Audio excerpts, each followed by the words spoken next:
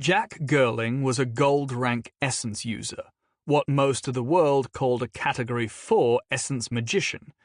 He was a part of the USA network branches, who, at least internally, used the same terminology as Jason Asano had learned in the other world.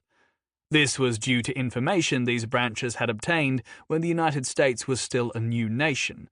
This had given them an advantage over the other branches that led to their modern dominance, challenged only by China. Girling had been dispatched to represent the US network in Slovakia, where a magical event was taking place. Outside the city of Nitra, a massive magical dome had appeared on the plains, consuming kilometers of farmland.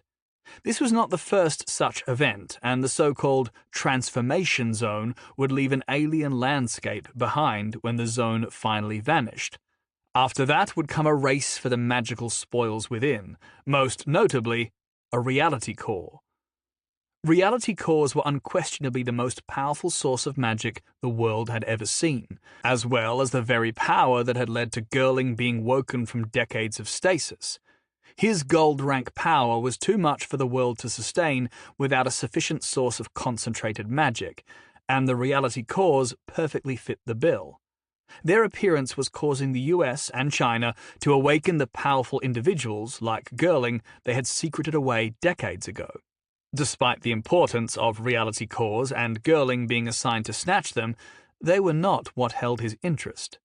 His attention was focused on another power altogether. While the forces of Earth's magical factions swarmed the impregnable dome, Girling remained in Nitra, sipping coffee at a street cafe. Like most places in the world, Nitra had shut down in the wake of the apocalyptic monster waves that had ravaged the world. But the arrival of the transformation zone had been a boon.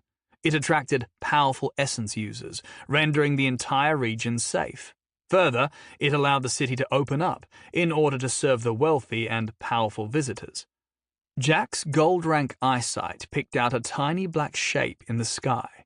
Air traffic avoided the transformation zones, so Jack knew exactly what the approach of an onyx black jet meant, the arrival of the power that held Girling's interest.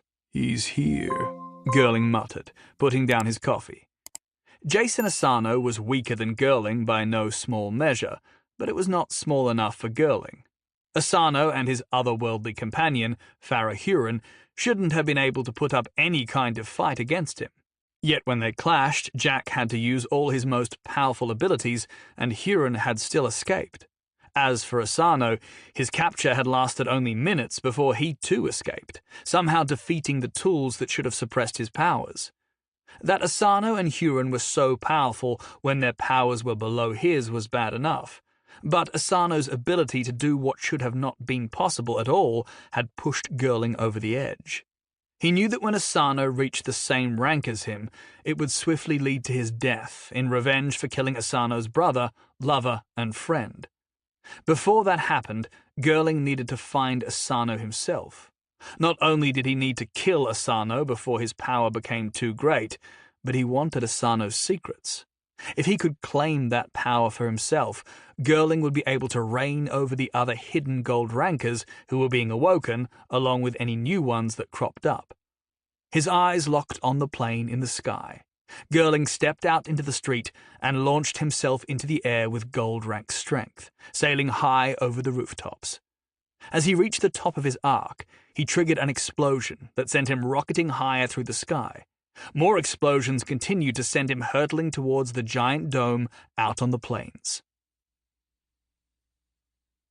Jason's dark plane was not an actual jet, but an amalgam of the many bodies of his shadow familiar, Shade.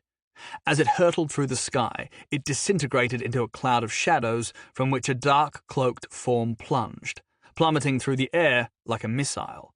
The cloud of shadow twisted through the air in pursuit, trailing Asano's free-falling form like the tail of a dark comet. It slowly disappeared as it was drawn into the cloak.